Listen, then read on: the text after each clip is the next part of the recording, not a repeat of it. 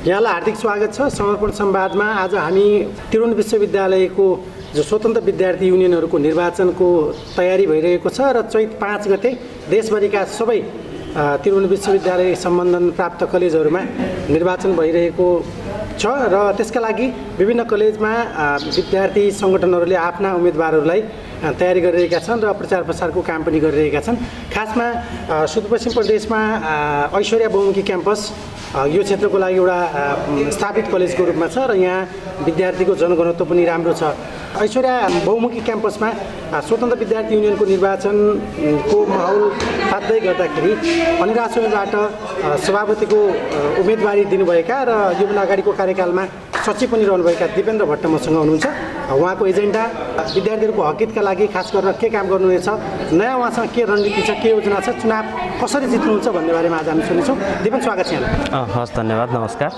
अब निर्वाचनको मिति नजिकिएको छ, 5 गते निर्वाचन भइरहेको छ, कस्तो छ तयारी? खासमा त्यहाँबाट सुरु गरौँ।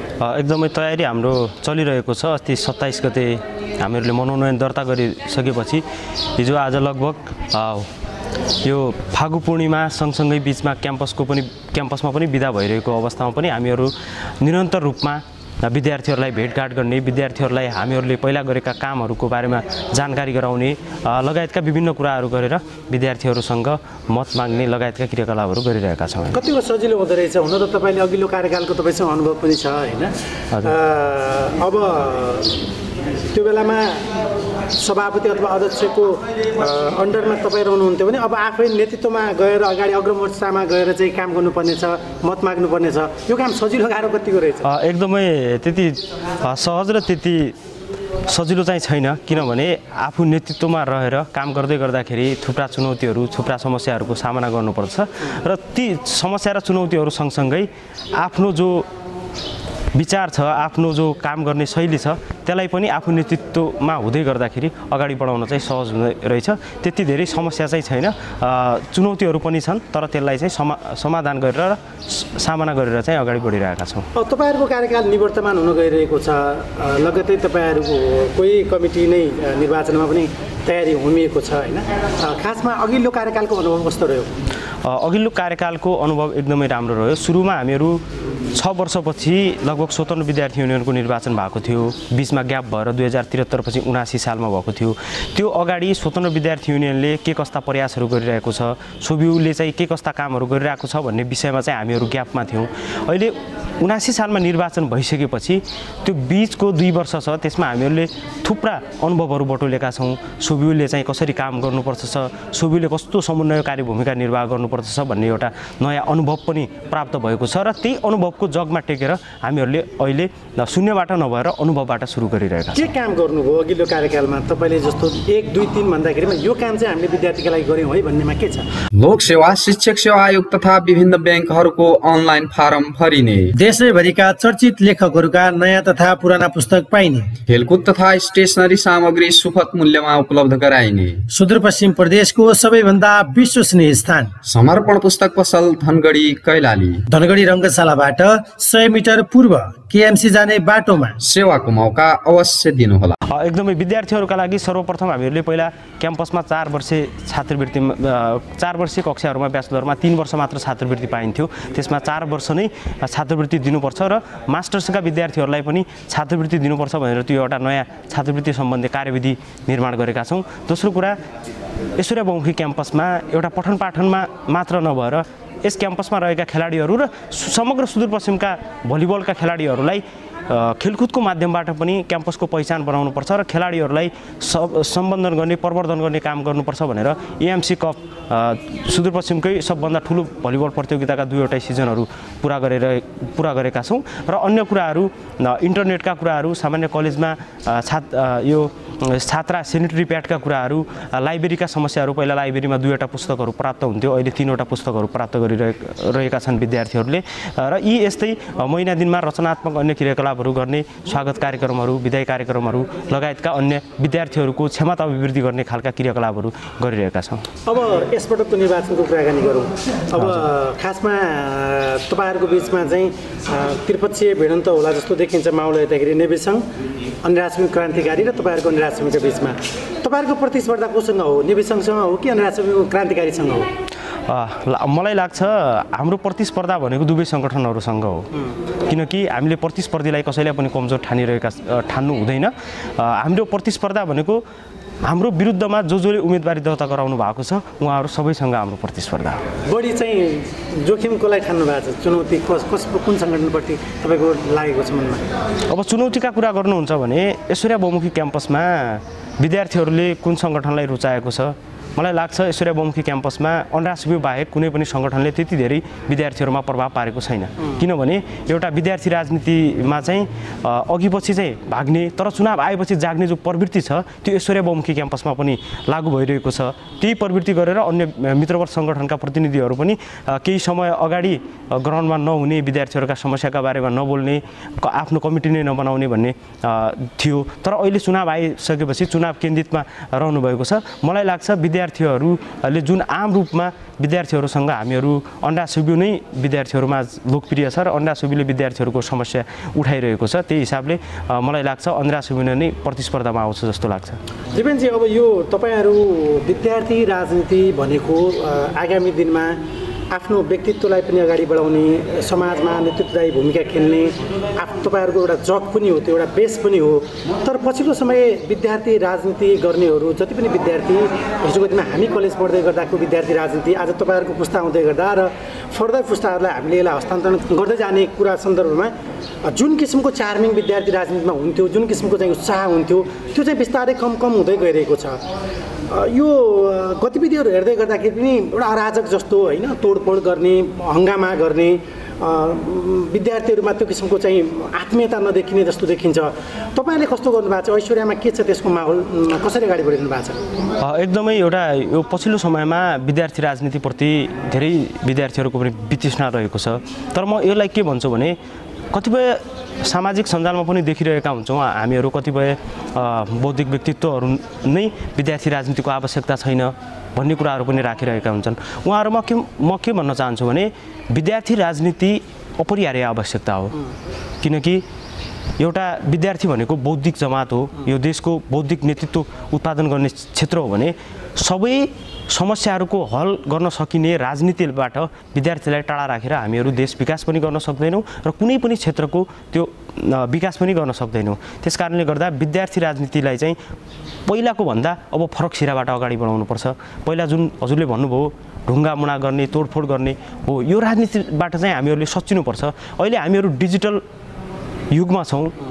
हामीहरूले ढुङ्गामुढा गरेर जो हिजोका दिनमा पञ्चायती विरुद्ध लडे अनि जनआन्दोलनको विरुद्धमा लडे भन्ने कुरालाई चाहिँ त्यही स्थापित गर्ने होइन कि अब फरक सिराबाट अगाडि बढाउँदै विद्यार्थीहरूलाई सृजनशीलतातर्फ, नवीनतातर्फ, इनोभेसनतिर जोडेर यो देशको समग्र विकास गर्नलाई चाहिँ विद्यार्थी राजनीतिको भूमिका रहन्छ भन्ने कुरा चाहिँ राख्न चाहे। यसमा यहाँले भने जस्तो यो एउटा एङ्गलबाट त्यो कुरा ठिक छ, तर हामीले देखेको नचाहिने कुरामा अनावश्यक गर्ने प्रोफेसरहरूसँग जस्तो कलेजमा पनि प्रशासनसँग त्यो किसिमको अब यहाँ कस्तो भएको छ त्यो मैले ठ्याक्कै थाहा पाएको छैन।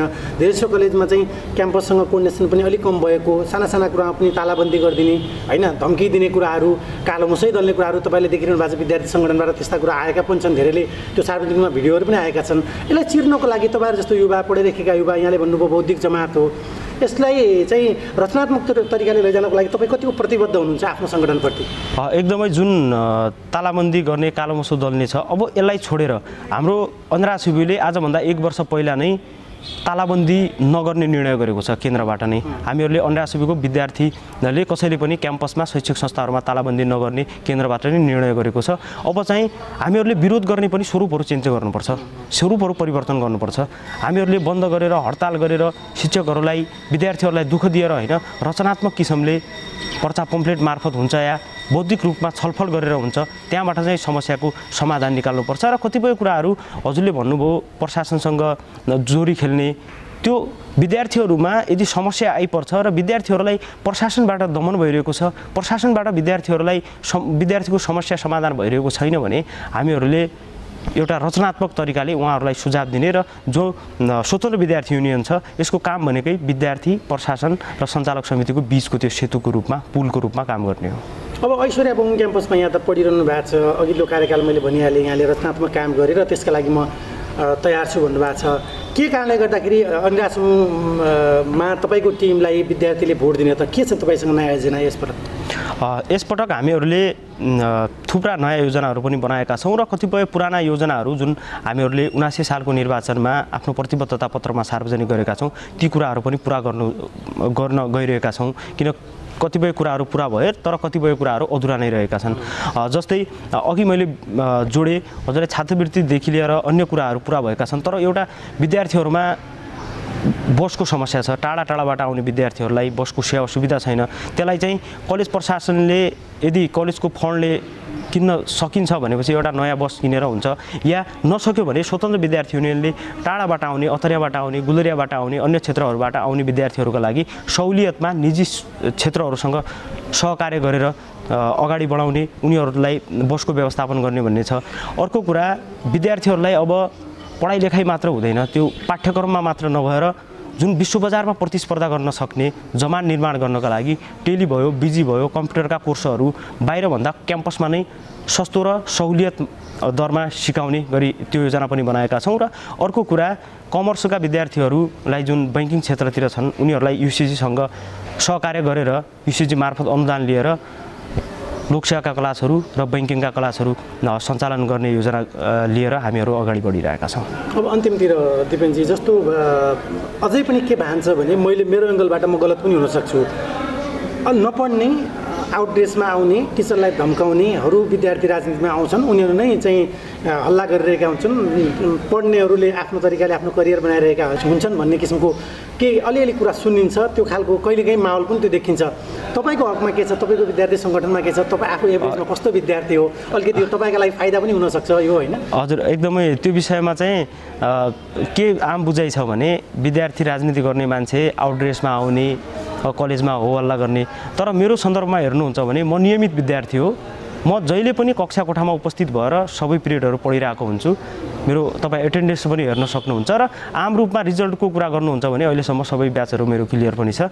अनि अर्को कुरा जहिले पनि आउटड्रेसमा होइन, म सुब्युमा निर्वाचित भएपछि र त्योभन्दा अगाडि पनि म नियमित रूपमा क्याम्पसको हाताभित्र पढ्नको लागि प्रवेश हुँदै गर्दाखेरि कतिपय कार्यक्रमहरू गर्दै गर्दाखेरि आउटड्रेसमा आइएको होला, तर पनि क्याम्पसको हाताभित्र कक्षा कोठामा जानको निमित्त म कहिले पनि आउटड्रेसमा आएको छैन। यो कुरा आम यहाँका जो ऐश्वर्या बहुमुखी क्याम्पसका विद्यार्थीहरू हुनुहुन्छ, आदरणीय गुरुहरू सरहरू हुनुहुन्छ र उहाँहरूबाट पनि बुझ्न सक्नुहुन्छ। म जहिले पनि ड्रेसमा आउँछु, जहिले पनि नियमित रूपमा क्याम्पसको जो आचार संहिता छ, क्याम्पसले लागू गरेका नियमहरू छ, त्यसलाई फलो गरेर चाहिँ अगाडि बढिरहेको छ। सङ्गठनमा कतिको तालमेल छ? केही साथीहरू यहाँको चाहिँ घोषणा हुनुभन्दा अगाडिकोमा आकाङ्क्षीहरू पनि धेरै थिए भन्ने कुरा सुन्नमा आएको थियो। उहाँलाई कसरी व्यवस्थापन गर्नुभयो? टिमको कसरी चाहिँ ब्यालेन्स बन्यो? कस्तो भएको छ टिम?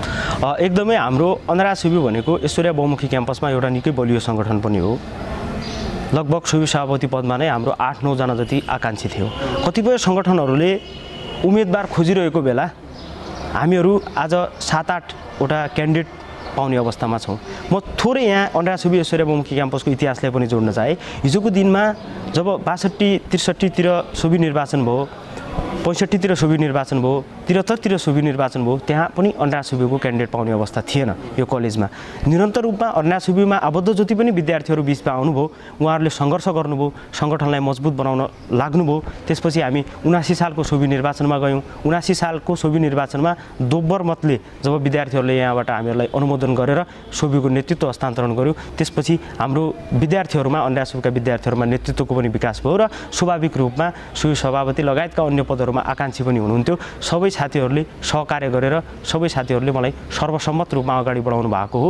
कतिपय टिममा अटाउने साथीहरूलाई टिममा अटाएका छौँ, बाँकी साथीहरूलाई सङ्गठनमा जिम्मेवारी दिने कुराहरू र अन्य ठाउँमा जिम्मेवारी दिने कुराहरूबाट सहकार्य गरेर सबैको सर्वसम्मतिमा हामीहरूले टिम निर्माण गरेका छौँ। कुनै पनि दुविधा, कुनै किसिमको वैमनस्यता टिममा चाहिँ छैन? त्यस्तो छैन। अखिलमा आउने विद्यार्थीहरूले, अखिलमा लागेका विद्यार्थीहरूले सङ्गठनले जो निर्णय गर्छ, सङ्गठनले जो वैचारिक रूपमा अगाडि छ, जो निरन्तर रूपमा क्याम्पसमा खटिएको छ, उसलाई अगाडि बढाउने कुरामा लागिरहेको थियो र त्यही अनुसार हाम्रा सबै साथीहरू, मभन्दा पनि अब्बल साथीहरू पनि हुनुहुन्छ, उहाँहरूले पनि मलाई समर्थन गरेर सर्वसम्मत रूपमा चाहिँ मलाई अगाडि बढाएको हो। अब अन्त्यमा के भन्न चाहनुहुन्छ? अब करिबन 4-5 दिन तपाईँको आचार संहिताभन्दा अगाडिको समय छ, त्योभन्दा पछाडि तपाईँले बोल्न पाउनुहुन्न, के छ?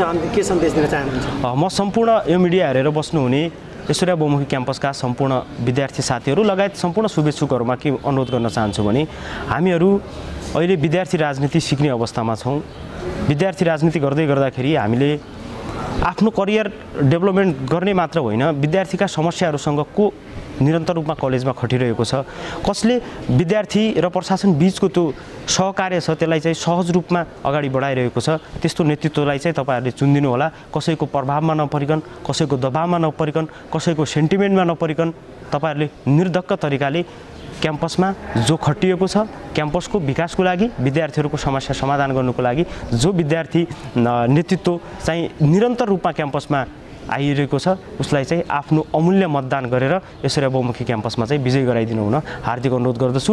र त्यसमा अन्डासुबीको जुन प्यानल छ हामीहरूले सबैतिरबाट समावेशी गरेर सबै भूगोल सबै कक्षाहरूलाई मिलाएर हामीहरूले एउटा टिम निर्माण गरेका छौँ। यो टिमलाई चाहिँ तपाईँहरूले आफ्नो अमूल्य मत लगानी गरेर अत्यधिक बहुमतले विजय गराइदिनु हुन हार्दिक अपिल गर्दछु। हुन्छ दिपेनजी, यहाँको यदि निर्वाचन जित्नुभयो भने एकदम सृजनशील काम गर्नुहोला। विद्यार्थी राजनीति अघि मैले भने जस्तो उदण्ड हुन्छन् विद्यार्थी, नपढ्ने विद्यार्थीहरू, आउटडेसमा आउने शिक्षकलाई प्रशासनलाई धम्काउने विद्यार्थीहरू राजनीतिमा हुन्छन् भन्ने भ्रमलाई चिर्नु होला। एकदम सृजनशील तपाईँको कार्यकाल बनोस्। निर्वाचन जित्नुभयो भने त्यसपछि तपाईँसँग हामी थप तपाईँको एजेन्डाका बारेमा तपाईँ निर्वाचन जितेपछि अब के गर्नुहुन्छ भन्ने विषयमा पनि हामी छलफल गर्नेछौँ। तपाईँलाई अग्रिम शुभकामना छ। समयको लागि पनि धेरै धेरै धन्यवाद। धेरै धेरै धन्यवाद। मेरो विचारहरू, मेरा कुराहरू आम विद्यार्थीहरू लगायत आम शुभेच्छुक महानुभावहरूलाई पुर्याउनको निमित्त हजुरले गर्नुभएको सहयोग र हजुरको मिडिया लगायत सम्पूर्ण टिमलाई हार्दिक धन्यवाद दिन चाहन्छु। हस्, धन्यवाद।